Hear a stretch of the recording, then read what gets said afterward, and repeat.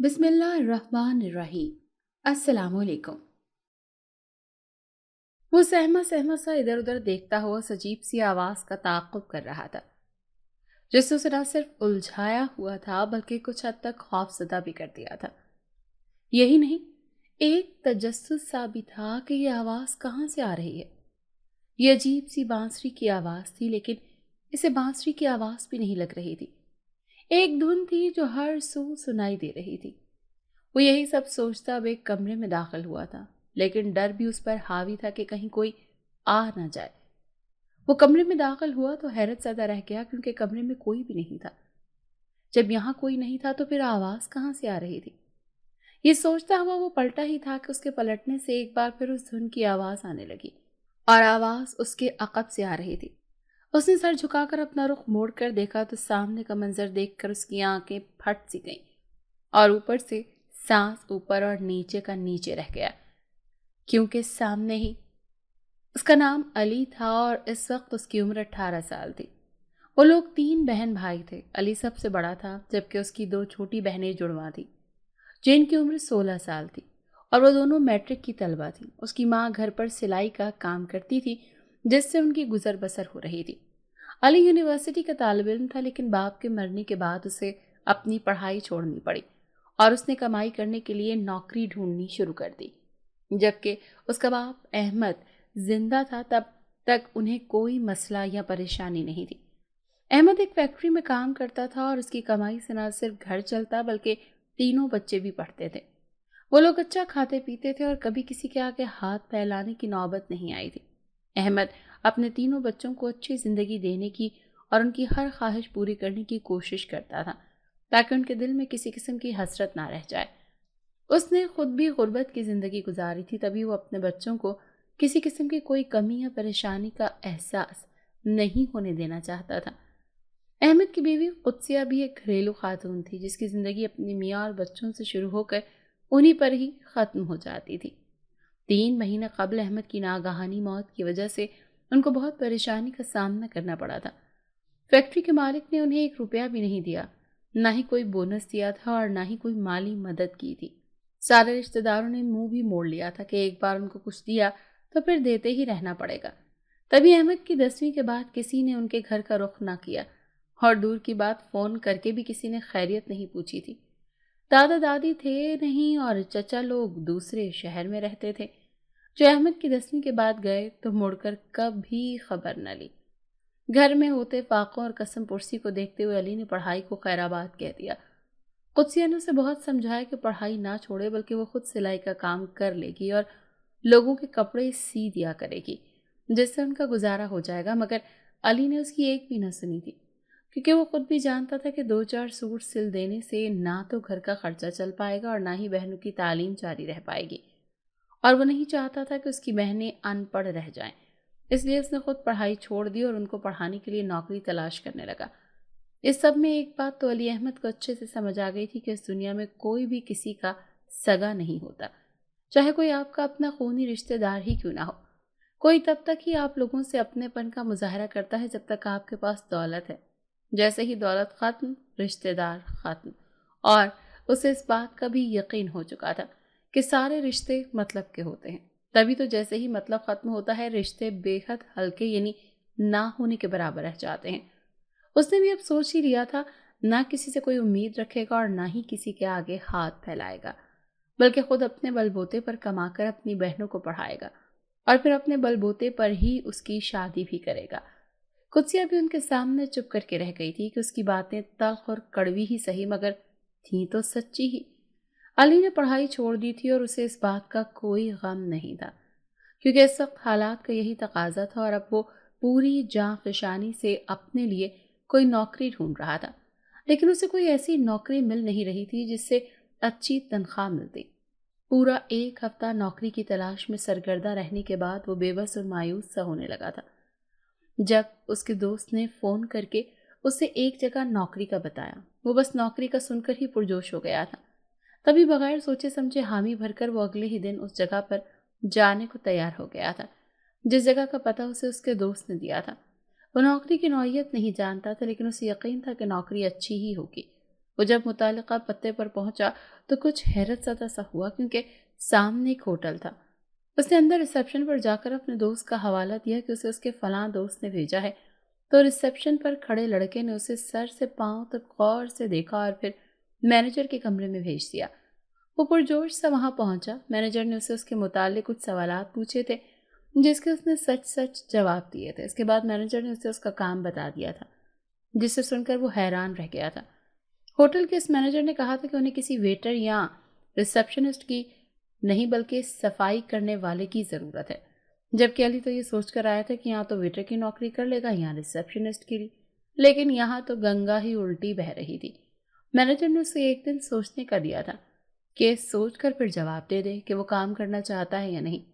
علی فکر مند سے اس ہوٹل سے نکل آیا تھا کہ اسے اب صفائی کا کام کرنا پڑے گا۔ گھر آنے کے بعد کافی دیر وہ سوچ بچار کرتا رہا، مگر اس کا دل نہیں مانا۔ تبھی انکار کرنے کا سوچ کر وہ ہوٹل کے مینیجر کو فون کرنے کے لیے کمرے میں جانے ہی لگا، جب اپنی ماں کے کمرے سے گزرتے ہوئے اس کے کانوں میں اس کی بہن کی آواز پڑی، جو کہہ رہی تھی کہ کل اسکول کی فیس جمع کروانے کی آخری تاریخ ہے، اگر کل جمع نہیں کروائی تو اسکول سے نام کاٹ دیا جائے گا۔ قدسیہ نے آگے سے غصے سے جواب دیا کہ کاٹتے ہیں تو کاٹ دیں، ویسے بھی پڑھ لکھ کر کون سا تم لوگوں نے کوئی نوکری کرنی ہے۔ علی گہرا سانس بھر کر اپنے کمرے میں آیا اور مینیجر کو نوکری کے لیے ہاں کر دی کہ وہ صفائی کا کام کرنے کو تیار ہے۔ اس کے علاوہ علی کے پاس اور کوئی چارہ بھی تو نہیں تھا، ورنہ اس کی ماں قدسیہ اس کے دونوں بہنوں کو اسکول سے ہٹا لیتی۔ ہاں، مگر اس نے مینیجر سے اپنی آدھی تنخواہ ایڈوانس میں مانگ لی تھی تاکہ بہنوں کی فیس وقت پر جمع کروا سکے۔ اس نے اپنی ماں اور بہنوں کو یہی بتایا تھا کہ اسے ایک ہوٹل میں ویٹر کی جاب مل گئی ہے، یہ نہیں بتایا تھا کہ اسے وہاں کی صفائی کرنی ہوگی۔ اگر یہ بتاتا تو لازماً قدسیہ اسے وہاں جانے سے منع کر دیتی۔ اس نے اگلے دن سے کام پر جانا شروع کر دیا تھا۔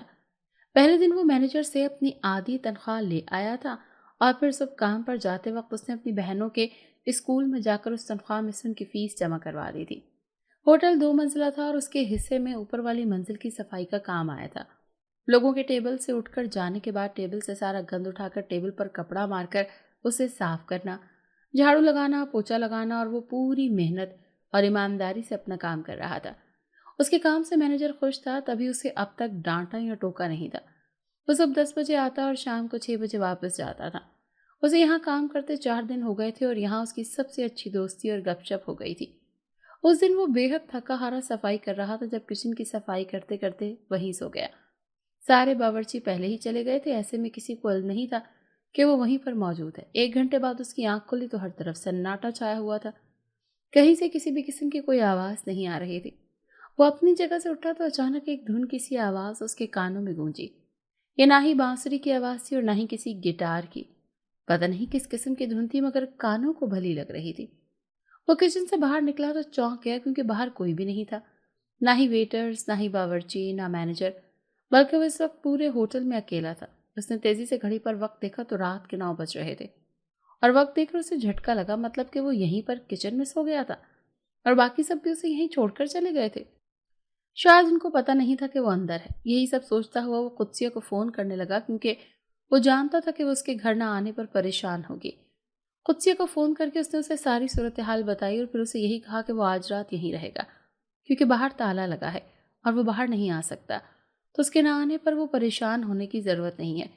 اسے 2-4 باتیں کر کے اس نے فون رکھا تو اس دھن کی آواز مزید تیز ہونے لگی، جو اسے کچھ دیر پہلے سنائی دے رہی تھی۔ دھن تیز ہوتی جا رہی تھی، تبھی وہ اس دھن کے تعاقب میں اسی طرف چلنے لگا جہاں سے آواز آ رہی تھی۔ اچانک اسے لگا جیسے اس کے پیچھے کوئی ہے۔ اس نے مڑ کر دیکھا تو کوئی بھی نہیں تھا۔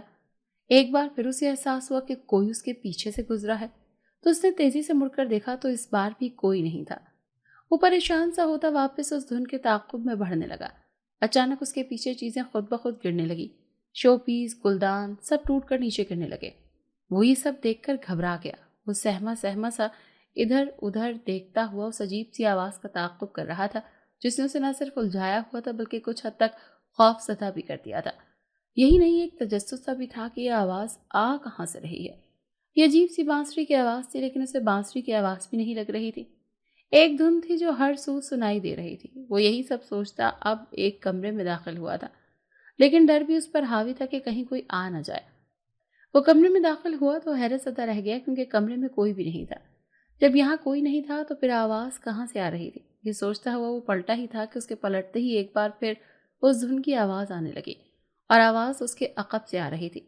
اس نے سر جھلا کر اپنا رخ موڑ کر دیکھا تو سامنے کا منظر دیکھ کر اس کی آنکھیں پھٹی کی پھٹی رہ گئیں، اور اوپر کا سانس اوپر اور نیچے کا سانس نیچے رہ گیا، کیونکہ سامنے ہی ایک خوبصورت سی لڑکی بیٹھی ہوئی تھی جس کے سامنے ایک پیانو موجود تھا، اور وہ اس پیانو پر کوئی دھن بجا رہی تھی، وہی دھن جو اسے باہر سے سنائی دے رہی تھی، اور جس کا تعاقب کرتا ہوا وہ یہاں تک اس کمرے میں آ گیا تھا۔ وہ لڑکی بے حد حسین تھی، جس نے سفید رنگ کا گھیردار فراک پہنی ہوئی تھی، بالکل ویسی ہی جیسی چائنیز عورتیں پہنتی ہیں۔ اس کا رنگ بے حد گورا تھا، جبکہ آنکھیں بڑی بڑی تھی۔ وہ پیانو پر دھن بجاتی اسی کی طرف دیکھ رہی تھی، اور وہ تو جیسے پہلی ہی نظر میں اس کا اسیر ہو گیا تھا۔ وہ مسلسل محبت پاش نگاہوں سے اس خوبصورت لڑکی کو دیکھتا جا رہا تھا، جس کا صاف مطلب تھا کہ اسے اس لڑکی سے محبت ہو گئی ہے۔ اس سب میں یہ سوال اس کے ذہن سے بالکل محو ہو گیا تھا کہ جب وہ اس کمرے میں آیا تھا تو یہ کمرہ بالکل خالی تھا، نہ ہی یہاں کوئی لڑکی تھی اور نہ ہی پیانو، تو پھر اچانک سے یہ لڑکی اور پیانو یہاں کیسے آ گئے؟ اس سوال کو بھلائے وہ اس لڑکی کی طرف بڑھا اور اس سے اس کا نام اور پتہ پوچھنے لگا، جس پر اس لڑکی نے بتایا کہ وہ یہیں اسی ہوٹل کے اس کمرے میں رہتی ہے، لیکن اس بارے میں کسی کو پتہ نہیں ہے۔ تو تم بھی اس بارے میں کسی کو مت بتانا، ورنہ یہ لوگ مجھے یہاں سے باہر نکال دیں گے، اور میرا تو یہاں کے علاوہ اور کوئی ٹھکانہ بھی نہیں ہے۔ اس کی باتیں سن کر اس نے اس لڑکی سے وعدہ کیا کہ میں کسی کو تمہارے یہاں ہونے کے بارے میں نہیں بتاؤں گا۔ اس لڑکی نے اسے اپنا نام سارا بتایا تھا، اور اس نے علی کو یہ بھی بتا دیا تھا کہ وہ علی کو پسند کرتی ہے، اور یہ بات سن کر جیسے علی احمد کی دلی مراد بھر آئی تھی۔ وہ ساری رات اس حسین لڑکی سارا سے باتیں کرتا رہا اور اپنے بارے میں بتاتا رہا۔ پوری رات وہ ایک پل کے لیے بھی نہیں سویا، بس سارا سے ہی باتیں کرتا رہا۔ ایک عجیب سا طلسم تھا جو اسے سارا سے باندھ رہا تھا، اس کا اس سے باتیں کر کے دل ہی نہیں بھر رہا تھا۔ اگلی صبح کسی کے آنے سے پہلے سارا کے کمرے سے باہر آ گیا، کیونکہ ایسا سارا نے کہا تھا۔ لیکن باہر آنے کے بعد ایک عجیب بات اس نے محسوس کی تھی کہ رات کو جو جو چیزیں ٹوٹی تھی وہ سب کی سب اپنی درست و ٹھیک حالت میں اپنی اپنی جگہ پر موجود تھی۔ یہ بات اس کے لیے حیرانی کا باعث تھی، مگر کاموں میں لگ کر وہ جلد ہی یہ سب کچھ بھول گیا تھا۔ اگلی رات وہ گھر آ گیا۔ کھانا کھانے کے بعد وہ اپنے کمرے میں آ کر لیٹ گیا تھا۔ آج سارا دن اس کی سارا سے ملاقات نہ ہو سکی تھی، تبھی وہ سونے سے پہلے کافی دیر تک سارا کے بارے میں سوچتا رہا۔ یہ رات کے تقریباً 1 بجے کا وقت تھا جب اچانک علی کے کمرے میں ہوا سے چلنے لگی۔ کھڑکی پر پردے ہوا سے لہرانے لگے اور کھڑکیوں کے پٹ آپس میں ٹکرا کر شور پیدا کرنے لگے۔ عجیب سا پراسرار سا ماحول بن گیا تھا کمرے کا۔ اچانک علی کو محسوس ہوا جیسے کسی نے اس کی گردن پر آگ کے انگارے رکھ دیے ہوں۔ اسے اپنی گردن جھلستی ہوئی محسوس ہوئی تھی۔ نیند میں اسے بڑھتی ہوئی تپش کا احساس ہو رہا تھا، جسے اسے بے حد تکلیف محسوس ہونے لگی۔ اس کی بند آنکھیں آگ کی مانند دہکنے لگیں اور ان میں ٹیسیں اٹھنے لگی تھی۔ تبھی علی کو اپنے بازو پر کھردرا سا احساس ہوا۔ اس نے اکتا کر ذرا سی آنکھیں کھول کر گردن موڑ کر اپنے عقب میں دیکھا تو نگاہیں بالکل سفید آنکھوں سے جا ٹکرائیں، جو مکمل سفید تھی اور ان میں کسی قسم کا کوئی سیاہ رنگ کا لینس نہیں تھا۔ وہ جس کی آنکھیں تھیں اس کی سانسوں کی تپش سے علی کی گردن جھلس رہی تھی، اور اس کا چہرہ وہ بے حد کھردرا اور بھیانک تھا، اور یہی نہیں، اس کے سر پر 2 سینگ بھی تھے۔ اتنا بھیانک اور خوفناک منظر دیکھ کر ایک دردناک اور بلند چیخ علی کے حلق سے برآمد ہوئی اور پورے کمرے میں گونج گئی۔ علی نے تیزی سے اسے دھکا دینا چاہا، مگر جواباً اس نے علی کے ہاتھ پکڑ لیے۔ علی مسلسل چیختا ہوا ہاتھ چھڑوانا چاہ رہا تھا، مگر مسلسل ناکام ہو رہا تھا۔ وہ ایک عورت تھی، اس بات کا اندازہ علی کو اس کے لمبے کالے بال دیکھ کر ہو گیا تھا، اور اس کے خیال میں خوفناک سی عورت کوئی چڑیل یا پچھل پیری تھی۔ اچانک علی نے اپنا سر زور سے اس عورت کے چہرے پر دے مارا، جس سے وہ ایک دم سے پیچھے کو گری۔ علی تیزی سے بیڈ سے اترا اور دروازے کی جانب بھاگا تاکہ دروازہ کھول سکے اور اس چڑیل نما عورت سے بچ کر باہر کی طرف بھاگ سکے، مگر اس کی لاکھ کوششوں کے بعد بھی دروازہ نہ کھلا۔ تب تک وہ عورت اٹھ کر کھڑی ہو چکی تھی۔ علی نے دیکھا کہ اس کے ناک سے نیلے رنگ کا سیاہ مادہ بہہ رہا ہے، جو یقیناً خون ہی تھا۔ علی کو خوف نے آن گھیرا۔ نیلے رنگ کا خون اس نے زندگی میں پہلی بار دیکھا تھا۔ وہ عورت ایک دم سے اڑتی ہوئی اس کے قریب آئی اور اس کو کلائی سے تھام لیا۔ علی کو اپنی کلائی اس لمحے پگھلتی ہوئی محسوس ہوئی۔ اس نے تیزی سے اپنی کلائی چھڑوانی چاہی، مگر ناکام رہا۔ اچانک اس عورت نے اس کے گال تھامے، مگر اس کے گندے کریح سے بڑے بڑے ناخنوں والے ہاتھ کو دیکھ کر علی رہے سہے حواس بھی جاتے رہے۔ اس سے پہلے کہ وہ چڑیل اس کے چہرے کو چھو پاتی، علی خوف سے نڈھال مزاحمت ترک کرتا زمین پر گر کر بے ہوش ہو چکا تھا۔ اس عورت نے ایک نظر علی کو دیکھا اور پھر ہاتھ کا اشارہ کیا۔ اس کے اشارے سے علی احمد بے ہوشی کی حالت میں اڑتا ہوا بیڈ پر جا کر دراز ہو گیا تھا۔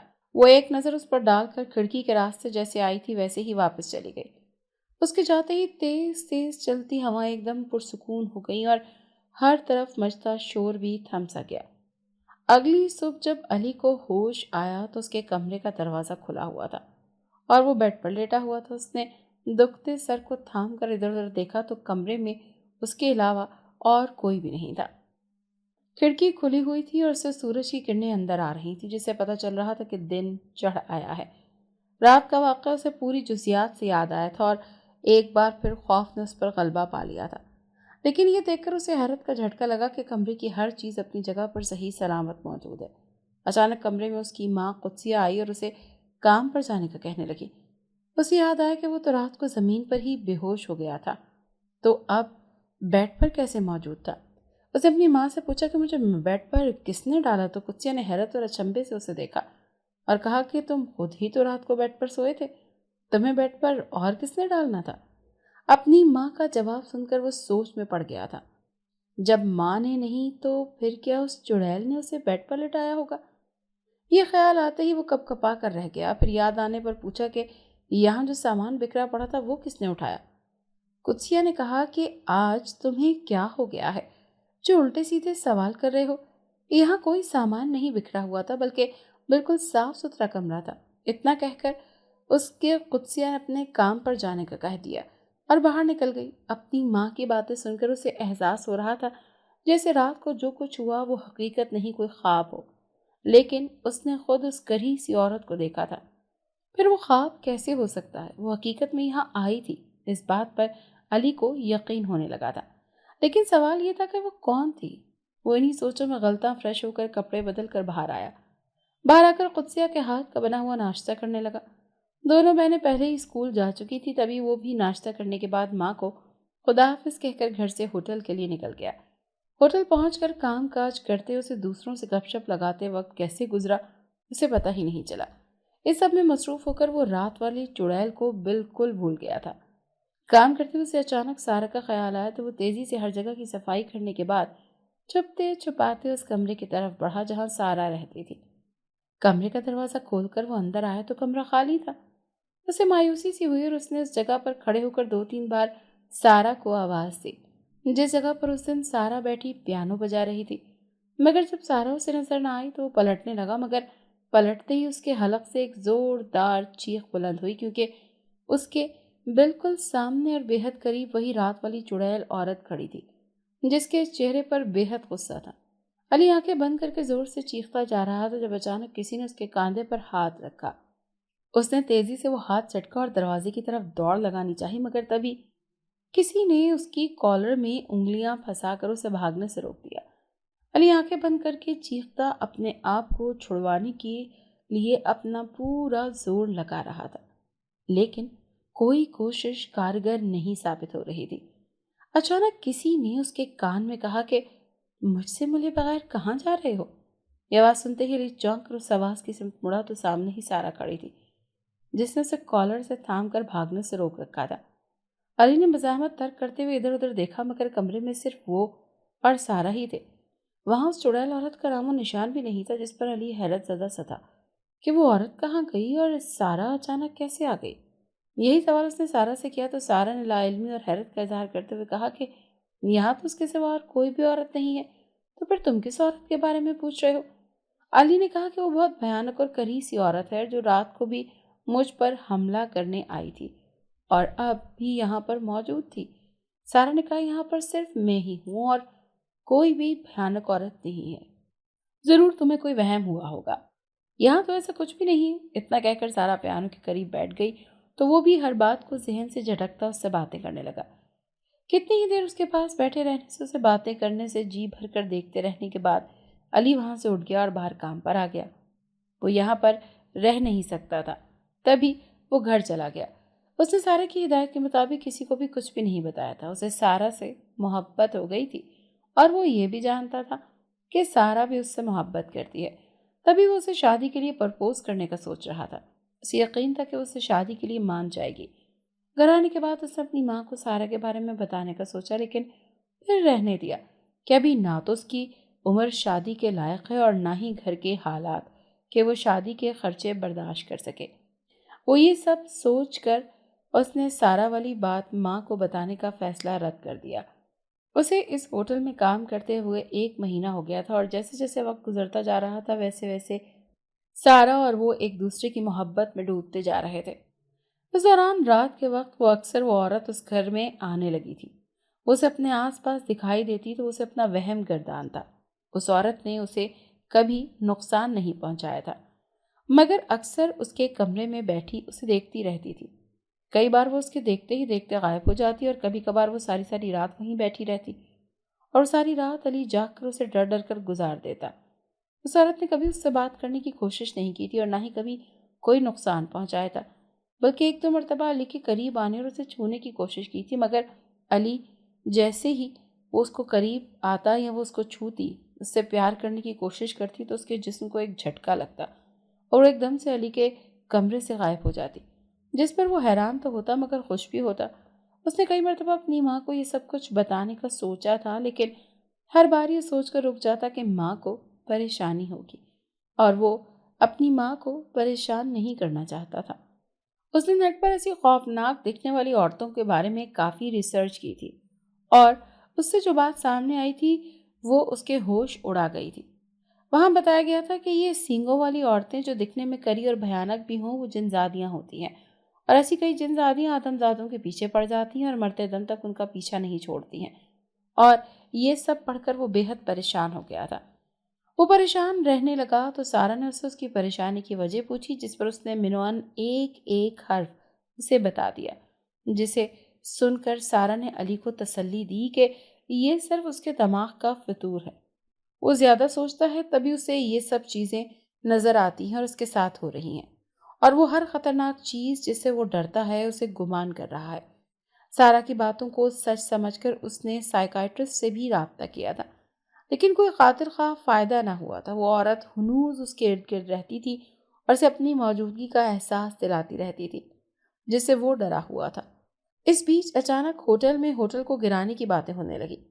مینیجر کا کہنا تھا کہ کچھ دنوں تک اس ہوٹل کو ایک میرج ہال میں بدل دیا جائے گا، تو بہتر ہے کہ سب لوگ اپنے اپنے لیے نئی نوکریاں ڈھونڈ لیں۔ سب لوگ یہ باتیں سن کر پریشان ہو گئے تھے کہ اتنی اچانک کہاں سے نوکریاں ڈھونڈیں گے۔ علی اس دن سارا سے ملنے گیا تو وہ بے تحاشا پریشان تھی کہ یہ ہوٹل توڑ دیا گیا تو وہ کہاں جائے گی اور کہاں رہے گی۔ اس کا مسئلہ سن کر علی اپنی پریشانی بھلا کر اس کے لیے پریشان ہو گیا۔ اس نے اس کے لیے کسی گھر کا انتظام کرنے کا وعدہ کیا اور وہاں سے گھر چلا گیا۔ اگلے دن وہ کام کرنے کے لیے ہوٹل پہنچا تو آگے کا منظر دیکھ کر اس کے ہوش اڑ گئے۔ ہوٹل کو تو توڑا جا رہا تھا، حالانکہ یہ کام کچھ دن بعد ہونے والا تھا۔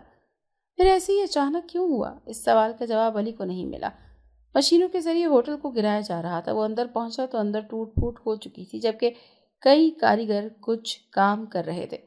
علی کو سارا کا خیال آیا تو اس کا دل دہل گیا کہ وہ نہ جانے کہاں گئی ہوگی۔ ابھی وہ یہی سوچ رہا تھا کہ کمرے سے کسی کی چیخوں کی آواز سنائی دی۔ علی کے ساتھ باقی سب بھی بھاگتے ہوئے چیخوں کا تعاقب کرتے ہوئے وہاں پہنچے تو علی کا دل گھبرا گیا، کیونکہ یہی وہ کمرہ تھا جہاں سارا رہتی تھی۔ وہ کمرے میں پہنچا تو سامنے کا منظر اس کا دل دہلا گیا، کیونکہ سامنے وہی چڑیل عورت کھڑی تھی جو اکثر راتوں کو میرے گھر میں آیا کرتی تھی۔ باقی سب کی بھی چیخیں نکل گئیں۔ اس عورت کا قد پہلے کی نسبت کافی بڑا لگ رہا تھا اور جسامت بھی کافی بھاری تھی۔ اس نے 2 آدمیوں کو ان کی گردنوں سے پکڑ کر یوں اٹھا رکھا تھا جیسے وہ روئی کے ہلکے پھلکے گالے ہوں اور بالکل وزن نہ رکھتے ہوں۔ ان کے پیر زمین سے 2-2 فٹ اوپر ہوا میں معلق تھے، یعنی وہ خود بھی ہوا میں معلق تھا۔ ان کی گردنوں سے لہو ٹپک رہا تھا، جبکہ اس خوفناک عورت کے منہ پر خون لگا ہوا تھا، جس کا صاف مطلب یہ تھا کہ اس عورت نے ان کی گردنوں کو نوچ کر وہاں سے گوشت کھایا ہے۔ یہ منظر دیکھ کر علی کو ابکائی سی آئی، مگر وہ برداشت کیے وہیں کھڑا رہا۔ ادھر ادھر دیکھنے لگا مگر اسے سارا کہیں بھی نظر نہ آئی۔ اچانک اس عورت نے دونوں آدمیوں کے سروں کو ایک دوسرے سے ٹکرایا اور ان دونوں کے حلق سے دردناک چیخیں اس کمرے میں بلند ہوئی۔ اس عورت نے انہیں چھوڑا تو وہ نیچے گر کر ماہی بیاب کی طرح تڑپنے لگے۔ ان سب نے ان کو نیچے گر کر تڑپتے دیکھ کر اس خوفناک عورت کو دیکھا جو اب ان کی طرف بڑھ رہی تھی۔ وہ سب چیختے ہوئے وہاں سے باہر کو بھاگے۔ جن میں علی بھی شامل تھا۔ اسے لگا جیسے یہ عورت اب اسے بھی نقصان پہنچائے گی۔ وہ سب لوگ چیختے ہوئے باہر آ گئے اور باہر آ کر سب کو اندر ہونے والے واقعے کے بارے میں بتایا، جس پر انہیں یقین کرنا بہت ہی مشکل لگ رہا تھا۔ وہ عورت باہر ان کے پیچھے نہیں آئی تھی، تبھی وہ آپ پرسکون تھے۔ وہ عورت انسان نہیں تھی، اس بات کا یقین تو سبھی کو ہو چلا تھا۔ وہاں سے ہی علی کو پتہ چلا کہ رات کو بھی اس نے 2 آدمی زخمی کیے تھے اور وہ ہوٹل توڑنے والوں کو ان کا کام نہیں کرنے دے رہی ہے۔ یعنی اس کا بسیرا یہیں پر تھا اور وہ نہیں چاہتی ہے کہ یہ ہوٹل ٹوٹے۔ علی وہیں پر موجود تھا اور سب کچھ سن رہا تھا۔ اب شام ڈھلنے والی تھی جب ہوٹل کے مالک کے آنے کا شور مچ گیا۔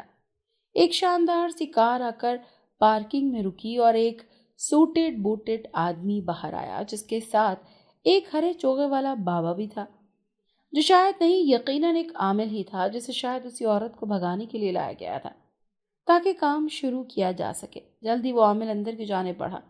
کوئی بھی آدمی ڈرتا ہوا اندر نہیں گیا تھا کہ کہیں وہ عورت اسے نقصان ہی نہ پہنچا دے، لیکن علی کے دل میں تجسس پیدا ہو رہا تھا کہ اس عورت کے ساتھ ہوتا کیا ہے۔ اس عورت نے اسے کبھی نقصان تو نہیں پہنچایا تھا، مگر دکھنے میں وہ خطرناک ہی لگتی تھی۔ مگر پھر بھی وہ اندر جا کر دیکھنے کا رسک لینا چاہتا تھا۔ وہ سب سے چھپتا چھپاتا اس عامل کے پیچھے پیچھے اندر کی جانب بڑھ گیا۔ عامل نے دروازہ بند نہیں کیا تھا، تبھی علی دروازے سے گزر کر عامل کی پشت کی جانب دیوار کے ساتھ لگ کر کھڑا ہو گیا۔ وہ عامل کو نظر نہیں آ رہا تھا، مگر وہ خود عامل کو اس کی حرکتوں کو دیکھ رہا تھا۔ اس نے دیکھا کہ عامل نے لوہے کا بڑا سا باؤل برتن اپنے سامنے رکھا، پھر اس میں لال رنگ کا محلول ڈالا جو شاید کسی جانور کا خون تھا، اور پھر اس نے اس باؤل کے چاروں جانب 4 لیمو رکھے اور ایک طرف بڑی ڈبیا اٹھائی۔ اس میں سے کچھ نکال کر اس نے اس باؤل میں بھرے خون ڈالا تو وہ چیز خون کے اوپر حرکت کرنے لگی، مگر علی کی حیرت اور خوف سے آنکھیں پھیل گئیں، کیونکہ وہ کسی جانور کی بڑی بڑی آنکھیں تھیں، شاید الو کی۔ لگ تو الو کی ہی رہی تھی۔ اچانک اس عامل نے زور سے کسی اجنبی زبان میں نعرہ لگایا اور اونچی اونچی آواز میں کچھ پڑھنے لگا۔ وہ عورت جس سے سب کی دشمن بنی ہوئی تھی اور جس نے اتنے آدمیوں کو نقصان پہنچایا تھا، وہ کہیں نظر نہیں آ رہی تھی۔ اچانک ہی کمرے میں سیاہی سی پھیلنے لگی، ایسے جیسے رات کا اندھیرا ہو۔ علی گھبرا سا گیا اور باہر جانے لگا، لیکن تبھی دروازہ آہستہ سے ٹھک کی آواز کے ساتھ بند ہو گیا۔ علی نے گھبرا کر اپنا خشک حلق تر کیا۔ اب باہر جانے کا کوئی راستہ نہیں تھا۔ وہ سامنے اندھیرے میں دیکھنے کی کوشش کرنے لگا۔ ہر طرف سیاہ دھواں تھا کہ کچھ نظر آنا مشکل تھا، لیکن اس نے دیکھا کہ عامل کے ارد گرد روشنی پھیلی ہوئی ہے اور اس کے ارد گرد کسی قسم کا کوئی دھواں نہیں ہے۔ عامل کی پڑھائی میں اضافہ ہوتا جا رہا ہے اور اس کی آواز تیز سے تیز تر ہوتی جا رہی تھی۔ تبھی اچانک کمرے میں چیخ و پکار کی آوازیں گونجنے لگی۔ ایسا لگ رہا تھا جیسے کئی لوگ مل کر بین کر رہے ہوں۔ پھر اچانک اس شور میں بجلی چمکنے کی آواز، پرندوں کے پھڑ پھڑانے کی آوازیں اور جانوروں کے قررانے کی آوازیں گونجنے لگی۔ علی کو لگا جیسے اس کے کانوں کے قریب آ کر وہ سارا شور مچایا جا رہا ہے۔ اس کے کانوں میں سوئیاں سی چبھنے لگی تھی، ایسے لگ رہا تھا جیسے کانوں کے پردے پھٹ جائیں گے۔ لیکن اس سے پہلے اچانک ہی ہر طرف چھایا ہوا وہ سیاہ دھواں اور اندھیرا چھٹ گیا تھا۔ عامر کے بالکل سامنے بجلی سی چمکی اور وہاں کوئی نمودار ہوا۔ علی نے دیکھا تو وہ وہی بھیانک اور خطرناک عورت تھی جو زمین پر گر کر تڑپ رہی تھی۔ عامر اب مسلسل کچھ پڑھ کر اس کی طرف پھونکے مار رہا تھا، جس کی وجہ سے وہ مزید تڑپ رہی تھی۔ اب شاید اسے تکلیف ہو رہی تھی۔ یہ کیا بات تھی؟ علی سمجھ نہیں پایا۔ ایک طرف وہ یہاں سے نکل نہیں پا رہی تھی تو دوسری طرف وہ سارا کے لیے فکر مند ہو رہا تھا۔ وہ نہ جانے کہاں ہے اور کس حال میں ہوگی۔ اس نے سوچ لیا تھا کہ یہاں سے باہر جاتے ہی سب سے پہلے وہ سارا کو ڈھونڈے گا اور اسے ہمیشہ کے لیے اپنے گھر لے کر جائے گا۔ ابھی وہ یہ سب کچھ سوچ ہی رہا تھا کہ اس عورت کی چیخیں کمرے میں گونجنے لگی۔ وہ اتنی بری طرح تڑپ رہی تھی کہ علی کو بے ساختہ اس پر ترس آنے لگا۔ اب وہ عامل کھڑا ہو کر اس عورت کے قریب پہنچا اور اس پر دم کیا ہوا پانی چھڑکنے لگا، جس سے وہ ہیزیانی انداز میں چیخنے لگی۔ اس کے ناک اور منہ سے مسلسل خون بہنے لگا جو نیلے رنگ کا تھا۔ اچانک اس کی نگاہ علی پر پڑی تو اس کی آنکھوں کا رنگ سفید سے سرخ ہونے لگا۔ علی سے خود کو گھورتا پا کر گھبرا گیا اور رخ موڑنے لگا، لیکن تبھی اس عورت کے بدلتے روپ کو دیکھ کر وہ حیرت زدہ سا رہ گیا تھا، اور دوسرا جھٹکا اسے یہ دیکھ کر لگا تھا کہ اب وہاں وہ خطرناک جنزادی نہیں بلکہ سارا گری ہوئی تڑپ رہی تھی۔ اس کے خوبصورت چہرے پر تکلیف کے آثار تھے اور اس کے ناک اور منہ سے نیلے رنگ کا خون مسلسل بہہ رہا تھا۔ علی یہ دیکھ کر صدمے سے بے ہوش ہونے کو تھا کہ اس کی سارا جس سے وہ محبت کرتا تھا وہ ایک جن زادی ہے۔ اسے وہ بھیانک اور کری چہرہ یاد آیا جو کہ یقیناً سارا کا اصلی روپ تھا۔ اسے ہر وہ بات اور سارا کے ساتھ گزارا وہ وقت یاد آیا تو اس نے بغور سارا کو دیکھا جس کی آنکھوں میں ایک التجا تھی، شاید اسے اس حامل سے بچانے کی التجا۔ علی کو یقین نہیں آ رہا تھا کہ وہ خطرناک اور بدصورت جنزادی اور حسین و جمیل سارا دراصل ایک ہی تھی۔ اچانک سارا کا سارا جسم دھوئیں میں تحلیل ہونے لگا اور پھر وہ دھواں فضا میں اڑتا ہوا عامل بابا کے سامنے رکھی ہوئی بوتل میں جمع ہونے لگا۔ عامل نے اس جنزادی کو قید کر لیا تھا اور اب شاید ہمیشہ کے لیے اسے قید میں رکھتا۔ علی کو اس سے محبت تھی اور یہ سچ جان کر بھی اس کی سارا سے محبت کم نہیں ہوئی تھی کہ وہ ایک جنزادی تھی۔ تبھی اس نے سارا کو بچانے کا فیصلہ کر لیا۔ وہ عامل اب تیزی سے وہ بوتل بند کر کے اپنے بیگ میں ڈال رہا تھا۔ اس سے پہلے کہ وہ پلٹتا علی تیزی سے دروازہ کھول کر کمرے سے باہر نکل آیا۔ وہ باہر آ گیا اور تقریباً 5 منٹ بعد عامل بابا بھی اپنا بیگ لے کر باہر آ گیا۔ اس نے ہوٹل کے مالک کو کام ہو جانے کی اطلاع دی تو وہ اسے کار میں بٹھا کر واپس چھوڑنے چل دیا۔ علی نے بھی تیزی سے اپنی موٹر سائیکل نکالی اور اس کا پیچھا کرنے لگا۔ 20 منٹ بعد ہوٹل کے مالک نے اس عامل بابا کو ایک کچے مکان کے سامنے چھوڑ دیا جس کی دیوار بڑی نہیں تھی بلکہ چھوٹی ہی تھی کہ کوئی بھی آسانی سے ان دیواروں کو پلانگ کر اس گھر میں داخل ہو جاتا۔ عامل کے گھر میں جانے تک وہ وہیں کھڑا رہا اور پھر وہاں سے واپس چل دیا۔ وہ سارا دن اس نے اپنے لیے نئی نوکری ڈھونڈنے پر لگا دیا اور اب کی بار اسے ایک PCO کال سینٹر میں جاب مل گئی تھی جس پر وہ بے حد خوش تھا کیونکہ اس دفعہ تنخواہ پچھلی نوکری سے زیادہ تھی۔ اب علی کو رات کا انتظار تھا کیونکہ رات کو ہی وہ اس عامل کے گھر جا کر وہ بوتل چرانے والا تھا جس میں سارا قید تھی۔ وہ اسے اس عامل کی قید سے آزادی دلانا چاہتا تھا اور اپنی محبت کا حق ادا کرنا چاہتا تھا۔ رات کو سب کے سونے کے بعد تقریباً آدھی رات کے وقت وہ گھر سے نکلا تھا۔ آدھے گھنٹے میں اس عامل کے گھر کے باہر تھا جس نے سارا کو قید کیا تھا۔ وہ دبے قدموں دیوار پر چڑھا اور اندر کود گیا۔ اندر صرف 2 ہی کمرے تھے اور ایک طرف چھوٹا سا غسل خانہ بنا ہوا تھا۔ وہ سارے گھر کا جائزہ لیتا ہوا سامنے والے کمرے میں داخل ہو گیا تو سامنے اسے ایک پلنگ پر وہ عامل بے سدھ سوتا ہوا نظر آیا۔ وہ دبے قدموں سے آگے بڑھا کمرے کی تلاشی لینے لگا لیکن اسے وہ بوتل کہیں بھی نہ ملی جس میں وہ جنزادی سارا قید تھی۔ وہ مایوس ہو گیا، اسے کمرے سے باہر نکلا اور دوسرے کمرے میں آیا، مگر دوسرے کمرے میں آتے اسے حیرت کا جھٹکا لگا کیونکہ یہاں دیواروں میں ریک نصب تھے جن میں الگ الگ خانے بنے ہوئے تھے اور ہر خانے میں سے ایک چھوٹی بوتل نظر آ رہی تھی۔ کئی بوتلیں خالی تھیں اور کئی بوتلوں میں اسے سفید تو کئی بوتلوں میں اسے سیاہ رنگ کا دھواں نظر آ رہا تھا۔ اتنی ساری بوتلوں کو دیکھ کر وہ گھبرا گیا تھا اور ششوپن میں پڑ گیا تھا کہ اب نہ جانے کون سی بوتل میں وہ جنزادی سارا ہوگی۔ یہی سوچتے ہوئے آگے بڑھنے لگا جب اچانک اسے اپنے پیچھے کسی کی موجودگی کا احساس ہوا۔ اس نے پلٹ کر دیکھا تو بے ساختہ چیخنے لگا مگر پھر اپنے منہ پر ہاتھ رکھ کر اپنی چیخوں کا گلا گھونٹ دیا۔ اس کے سامنے ایک بے حد بڑا کوئی 8 سے 9 فٹ کا آدمی کھڑا تھا، بلکہ وہ آدمی نہیں یقیناً اس عامل کا رکھوالا موکل جن تھا جسے اس نے یہاں اس کمرے کی حفاظت پر مامور کیا تھا۔ اس کے 2 بڑے بڑے سینگ تھے جس میں چہرے بھی نہایت بھدا اور موٹے موٹے ہونٹ اور گہری گہری سیاہ رنگت اور کھردرا چہرہ۔ اس کی دونوں آنکھیں سفید تھیں اور وہ بے حد بھاری بھرکم تھا۔ اس نے اپنا قدم اٹھا کر علی کی طرف بڑھایا تو زمین لرزنے لگی تھی جیسے زلزلہ آ گیا ہو۔ علی تیزی سے پیچھے ہوا۔ وہ جنزاد بے حد غصے والا لگ رہا تھا اور یقیناً وہ اسے مار دیتا اگر وہ اپنا بچاؤ نہ کرتا۔ اس جنزاد نے اپنے اچانک ایک ہاتھ سے اس کی گردن سے اس کو پکڑ کر اٹھایا تو وہ زمین سے 4 فٹ اوپر بلکہ اس جنزاد کی آنکھوں کے سامنے ہوا میں معلق ہو گیا۔ اس جنزاد کی گرفت اس کی گردن پر اتنی مضبوط تھی کہ علی کا دم گھٹنے لگا، آنکھوں سے شدید پانی بہنے لگا اور اس کا جسم بے جان سا ہونے لگا۔ وہ جنزاد اپنے ہاتھ کا دباؤ اس کی گردن پر بڑھاتا جا رہا تھا یہاں تک اسے اپنی گردن پہ جھلستی ہوئی محسوس ہو رہی تھی۔ تکلیف تھی اتنی کہ حد سے سوا اور اس کا بس نہیں چل رہا تھا کہ وہ اس جنزاد کی گردن اپنے ہاتھوں سے مروڑ دے، مگر یہ خود بھی جانتا تھا کہ اس کا ایسے کرنا بالکل ناممکن تھا۔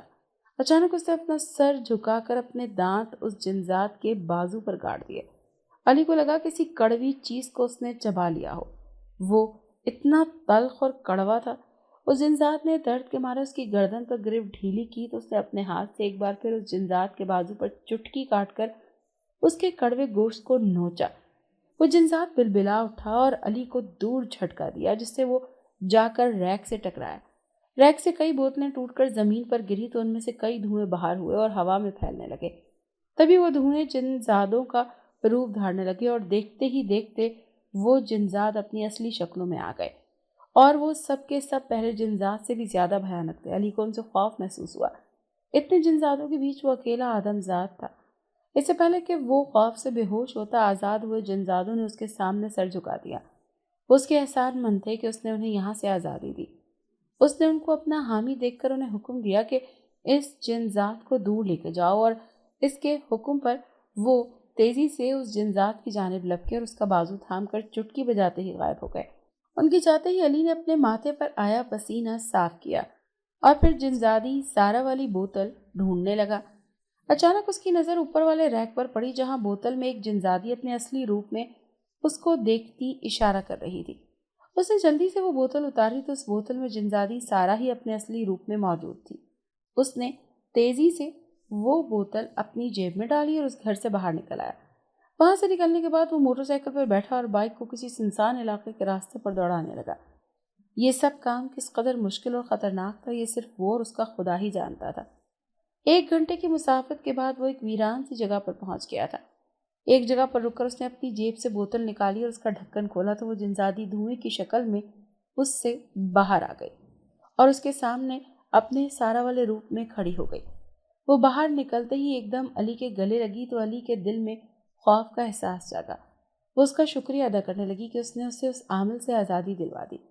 علی نے اسے خود سے دور کیا اور کہا کہ یہ میرا فرض تھا۔ میں اور تم ایک دوسرے سے محبت کرتے ہیں، لیکن تم بھی یہ بات جانتی ہو کہ ایک انسان اور ایک جنزادی کا ملن ناممکن ہے اور قدرت کے اصولوں کے خلاف بھی ہے۔ اسی طرح ہمارا ملن بھی ناممکن ہے۔ میں تم سے محبت کرتا ہوں اور اسی محبت کا حق میں نے ادا کیا ہے۔ اب تم اپنی دنیا میں واپس لوٹ جاؤ۔ جو احسان میں نے تمہیں آزادی دلا کر کیا ہے اس کا بدلہ بس یہی ہے، چکا دو کہ آئندہ کبھی میری زندگی میں دخل مت دینا اور اپنی دنیا میں خوش رہنا۔ علی کہہ کر چپ ہوا تو وہ خاموشی سے اسے دیکھنے لگی، پھر سر ہلا کر ایک آخری دفعہ اسے خدا حافظ کہا اور پھر زیر لب کچھ پڑھا اور اچانک ہی غائب ہو گئی۔ علی نے ایک گہرا سانس بھرا اور پھر واپس گھر کی راہ لی۔ رفتہ رفتہ وہ اپنی زندگی میں مگن ہو گیا۔ اس نے کال سینٹر کی نوکری کے ساتھ اپنی پڑھائی بھی شروع کر لی تھی، جس سے ان کی زندگی مزید آسان ہونے لگی۔ اس نے زارا سے محبت کی تھی، لیکن یہ بھی حقیقت تھی کہ وہ کبھی ایک نہیں ہو سکتے تھے، تبھی اسے واپس جانے کا کہہ دیا تھا۔ علی اسے آج بھی بھلا نہیں پایا، بلکہ جب بھی کہیں کسی محبت کرنے والے کو دیکھتا تو اسے اس جنزادی سارا کی ضرور یاد آتی تھی، اور وہ صرف اسے یاد ہی کر سکتا تھا کیونکہ وہ اس کی صرف یادوں میں ہی رہ گئی تھی۔ وہ اسے یاد کرتا تھا کیونکہ وہ اسے یاد کرنا نہیں چھوڑ سکتا تھا۔ اگر آپ کو آج کی ہماری کہانی پسند آئی ہے تو اسے لائک کیجیے اور اپنے پیاروں کے ساتھ شیئر کیجیے۔